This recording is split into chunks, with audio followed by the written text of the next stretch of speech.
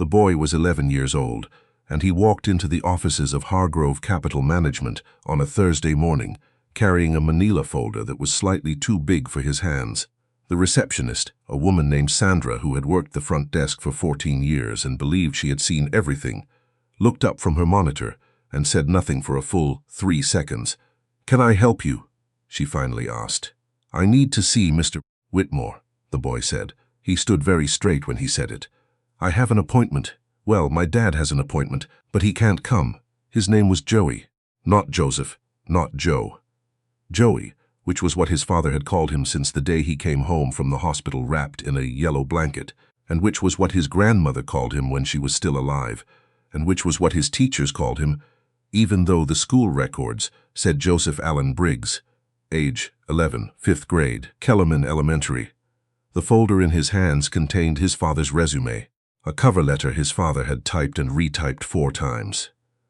2 letters of reference printed on paper that had gone slightly soft from being handled so many times, and a handwritten note on a piece of notebook paper, folded in half, which Joey had written himself at the kitchen table the night before, while his father was coughing in the next room. His father's name was Dean Briggs, and he had been a good man his whole life in the quiet way that doesn't get noticed much. He had worked 22 years in logistics management for a regional distribution company in Dayton, Ohio. He knew supply chains the way some men know scripture, bone deep without having to think about it. He had stayed late without being asked. He had trained people who later got promoted over him and never complained. He had been Employee of the Year in 2019 and had a plaque to prove it, though it was currently sitting in a box in the storage unit because they'd had to downsize the apartment twice in the last 18 months. The distribution company had folded. Not because of anything Dean did. It had been failing for years before the ownership group finally admitted it. 230 people lost their jobs on the same Tuesday in November. Dean had driven home in the rain, sat in the parking lot of the apartment complex for 40 minutes, and then gone inside and made grilled cheese for Joey because it was a school night and the boy needed dinner. That was the kind of man he was. The months after were hard in the way that doesn't make for dramatic stories. No single catastrophe. Just the slow arithmetic of a savings account going in one direction. Unemployment that ran out. A car repair that cost $800 they didn't have. Joey's school shoes bought 2 sizes up so he could grow into them. Dean had applied to 63 positions in 11 months. He had a spreadsheet. He kept it updated with the same careful attention he'd once given to shipping manifests. Position title, company, date, applied, response. Most of the response column read, "No reply." Hargrove Capital was different. It was a mid-sized investment firm that had recently expanded into operational consulting. They were building a logistics division from scratch and needed someone who actually understood how physical supply chains worked, not just the theory of them. Dean had seen the posting and felt something he hadn't felt in a long time. The specific recognition of seeing a job that was genuinely his. He had prepared for 3 weeks. He knew the firm's portfolio, their recent acquisitions, the operational gaps he could see from the outside that he believed he could solve.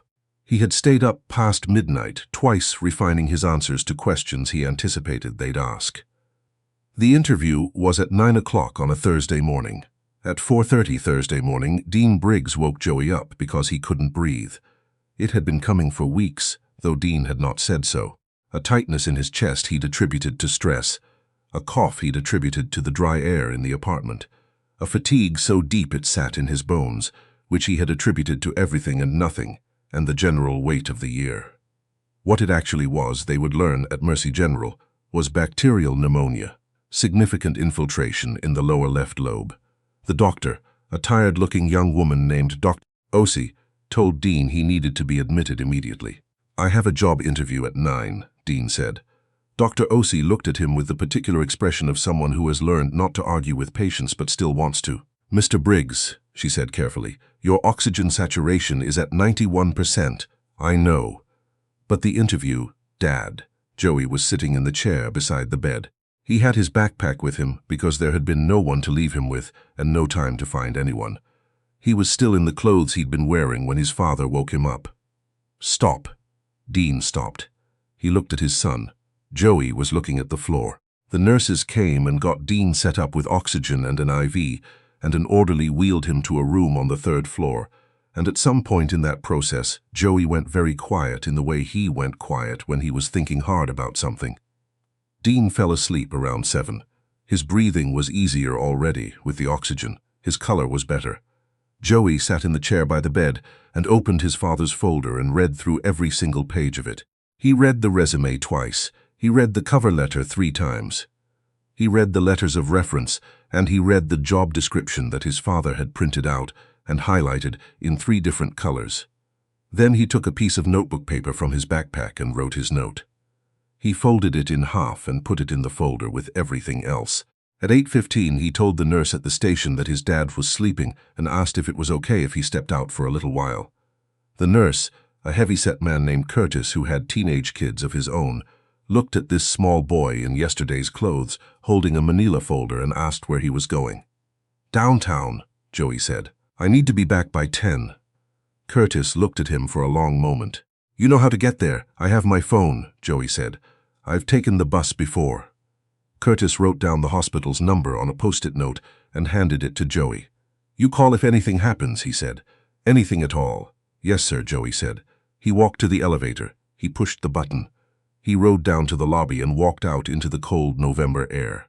The offices of Hargrove Capital occupied the 14th floor of a glass building on 5th and Commerce. There was a lobby with marble floors and a security desk where a man in a uniform asked Joey his name and who he was there to see. "I'm here for the 9 o'clock appointment," Joey said, "for Dean Briggs." The security man looked at him. Then he looked at his screen. Then he looked at Joey again. "Are you Dean Briggs?" "No, sir. I'm his son. He's in the hospital. I'm here instead." There was a phone call. There was a brief, muffled conversation Joey couldn't fully hear. And then the security man printed a visitor badge that said J. Brigg, Gext, and told him the elevator bank was on his left. The man Joey was brought to meet was not who he expected. He had imagined someone cold, tall and silver-haired, maybe, with the clipped manner of someone who'd spent decades making decisions that affected other people's lives without having to see their faces. He'd constructed this image from the firm's website, from the professional headshot, from the general cultural idea of what a man worth $300 million looked like. What he found when Sandra led him into the corner office was a man in his late 50s who was standing at the window with his back to the door and his hands in his pockets, looking out at the city. His suit jacket was draped over his chair, his sleeves were rolled up. When he turned, Joey saw that he had tired eyes, not cold eyes, tired ones. The kind that had looked at a great many things and were still trying to make sense of most of them. His name was Bernard Calloway. He had built Hargrove Capital from a 2-person advisory firm in 1998 into what it was today, which was a thing that impressed most people, but which he had stopped being impressed by himself some years back. He had been married for 26 years to a woman named Ruth, who had died 4 years ago. He had a daughter in Seattle he spoke to on Sundays and a son in Boston he spoke to less often than he should. He was not a warm man in the way that some men wear warmth like a natural garment, but he had been his whole life a fair one. This was a distinction he cared about. He looked at the boy standing in his office, at the folder in the boy's hands, at the pickcoat and school's backpack still slung over one shoulder. "You're Dean Briggs's son," he said. "Yes, sir. I'm Joey. How old are you, Joey?" 11. Bernard Calloway sat down, not in the power position behind the desk but in the chair across from it, the one meant for the person being interviewed. He gestured at the other chair and Joey sat down across from him. "Your father is sick," Bernard said. It wasn't a question. Sandra had told him what the lobby security guard had said. "Pneumonia," Joey said. "He's on oxygen. He'll be okay, but he couldn't come." He held out the folder. "He worked really hard getting ready. I read all of it. He knows what he's talking about. He really does." Bernard didn't take the folder immediately. He looked at the boy's face. There was no performance in it, no calculated attempt to seem pitiful or appealing. Joey was simply stating facts in the tone of someone who believed facts were sufficient if the right person was listening. "Why did you come?" Bernard asked. Instead of just calling to reschedule, Joey was quiet for a moment. When he spoke, it was slowly, the way people speak when they are reaching for the exact right words and not settling. "Because he's been trying for a long time," Joey said. and I was scared that if he called and rescheduled, something would just fall through, that the window would close. He looked at the folder in his hands. And because I wanted someone to know he was a real person, not just a resume. Bernard Calloway was quiet for a moment that was longer than Joey expected. Then he said, "Show me." Joey opened the folder. He laid out the resume and the cover letter and the 2 reference letters, and then because it was there and he had put it there, he also laid out his own handwritten note. Bernard picked up the note first. It was written in the careful, slightly oversized handwriting of a 5th grader trying to write neatly. It said, "My dad's name is Dean Briggs. He has been looking for a job for almost a year. He is the best person I know. He is really good at his job. He taught me that you should always do your work right the first time, because you might not get the first time. He deserves a second chance anyway. He deserves a second chance anyway. Thank you for reading this." Joey Briggs, age 11 Bernard, read it twice. He set it down and picked up the resume. He read through it with the same careful attention, and Joey, who had expected to feel nervous, found that he didn't quite. He sat with his hands in his lap and waited. "The Kellerman Distribution Network," Bernard said, almost to himself. "He managed the redesign of their regional routing in 2018. Yes, sir. He talked about that one a lot. He said the old system was losing them about 12% in transit time, and he figured out a way to." Joey stopped. "Sorry. He explained it to me once. I don't know all the words for it. Tell me what you remember." So Joey told him what he remembered. It wasn't technical and it wasn't complete, but it was the shape of it, the problem, the logic his father had applied, the result. Bernard Calloway leaned slightly forward as he listened. When Joey finished, Bernard was quiet again. "Your dad explained that to you," he said. "He explains things to me. He says it helps him think." Joey paused. "He explains it so I understand it, and then he says if a 5th grader understands it, the idea is probably good." Something shifted in Bernard Calloway's face. Not dramatically. Just a small movement around the eyes, the particular softening of a man who has been reminded of something he had almost forgotten. When his son was small, Bernard had done the same thing. He had talked through problems at the dinner table, simplifying as he went, and his boy had asked questions that were sometimes the best questions he heard all week. That boy was in Boston now, working in finance, doing well. They talked about quarterly earnings on the phone and avoided the things they should actually say.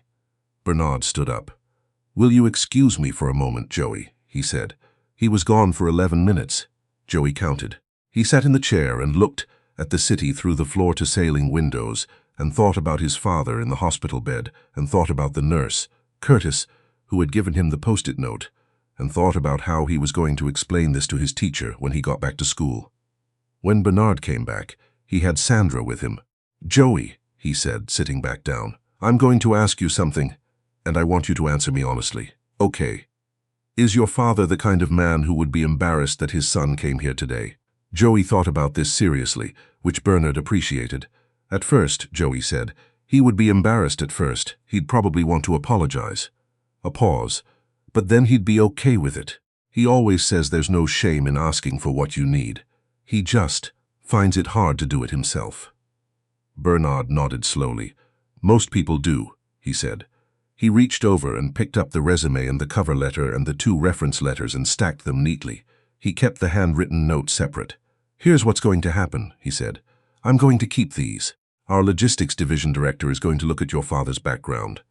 There is a position here that, based on what I've read and what you've told me, your father is qualified for. Whether it becomes an offer depends on a real conversation with your dad. I need to meet the man, not just the resume." Joey nodded. "I want him to come in when he's well, not before he's well." Bernard held Joey's gaze. "And I want him to call me directly." He wrote a number on the back of a business card and slid it across the desk. "Not the general line, this one." Joey took the card with both hands. "Thank you," he said. It came out smaller than he intended, and then he straightened in his chair and said it again. "Fuller." "Thank you, Mr. Calloway." "Go back to your dad," Bernard said. Joey made it back to Mercy General by 10:15. Curtis was at the nurse's station when the elevator opened, and he looked at Joey and then exhaled in a way that suggested he had spent the last 2 hours not thinking about this boy and failing. "He asked for you," Curtis said. "About 20 minutes ago. He's awake." Dean was sitting up in the bed when Joey came in. He still had the oxygen tube, but his color was better, and his eyes were clearer. He looked at his son in the doorway. The too big coat, the backpack, the folder still tucked under one arm, and he did the thing parents do when their children have been away somewhere and returned. He took inventory of the boy's face, looking for damage, finding none. "Where did you go?" he asked. Joey crossed the room and sat in the chair and put the folder on the little bedside table. Then he put the business card on top of the folder. Dean looked at it. He read the name on it. He read the handwritten number on the back. His face changed in a way that was hard to describe. Something between confusion and a thing he wasn't willing to name yet, because naming it felt too fragile. "Joey," he said. "He wants to meet you," Joey said. "When you're better," he said, not before. "He has a position. He thinks you might be right for it, but he wants to actually talk to you." He folded his hands in his lap. "He kept your resume." Dean looked at the card for a long moment. "You went there," he said. "To his office." "You had an appointment," Joey said simply. Dean Briggs was discharged from Mercy General 9 days later. He called the number on the card the day after he came home, when his voice was still slightly rough but clear enough that he felt he could make a good impression. Bernard Calloway picked up on the second ring. They talked for 40 minutes. Dean had not spoken to anyone about logistics operations in nearly a year, and the feeling of being understood, of having someone respond to what he said with actual engagement, actual pushback, actual intelligence, was something he hadn't realized he had been starving for. The meeting was scheduled for the following Thursday. Dean drove himself this time. He wore the same suit he'd had the hospital appointment in, cleaned and pressed. He went up to the 14th floor and sat in the lobby, and Sandra brought him coffee. And when Bernard Calloway came out to greet him, he stood and shook the man's hand and said his name clearly. The interview lasted 2 hours. It ranged across things Dean had done and things he believed and problems he hadn't been asked to solve yet, but had been thinking about.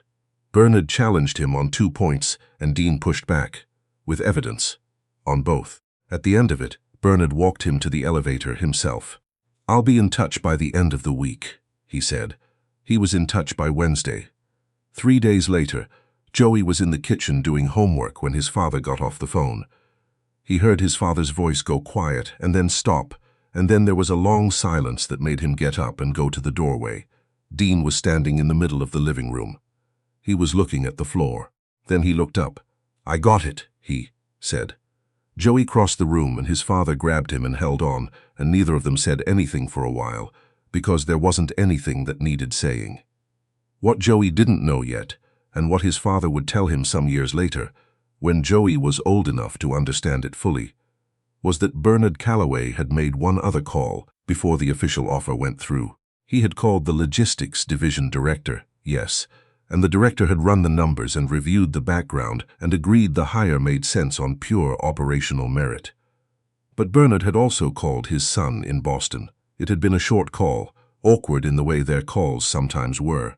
But Bernard had told his son the story about the boy in the too big coat, about the folder, about the handwritten note from a 5th grader who had taken a city bus across town because he didn't want his father's window to close, and his son had said, "Dad, you have to give that man a shot." And Bernard had said, "I know, I already decided." And then, after a pause, "I wanted to tell you." There was a silence on the line, the kind that means something is being felt that neither party knows how to say yet. "I'm glad you called," his son said. "Me too," said Bernard. 2 years after Dean Briggs joined Hargrove Capital, the logistic division he helped build became the most profitable new vertical the company had launched in a decade. Dean had a title now and an office, small, but an office, and a salary that meant he and Joey had moved into a 2-bedroom apartment with a 2nd bathroom and a kitchen that got morning light. Joey had a desk of his own. He did his homework at it. He was in 7th grade and good at math and reading and better at listening than most adults, which had always been true. On the wall above his desk he had taped 3 things: a postcard from somewhere he wanted to visit someday, a photo of him and his dad from last Christmas, and a post-it note in his own handwriting that said, "There is no shame in asking for what you need." He had written it himself.